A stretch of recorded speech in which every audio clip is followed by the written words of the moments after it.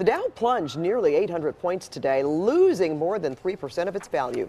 The Nasdaq also took a huge dive, shedding nearly 4%.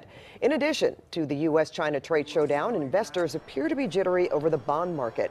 Some people believe it's showing dangerous signs of an economic slowdown or the possibility of a recession.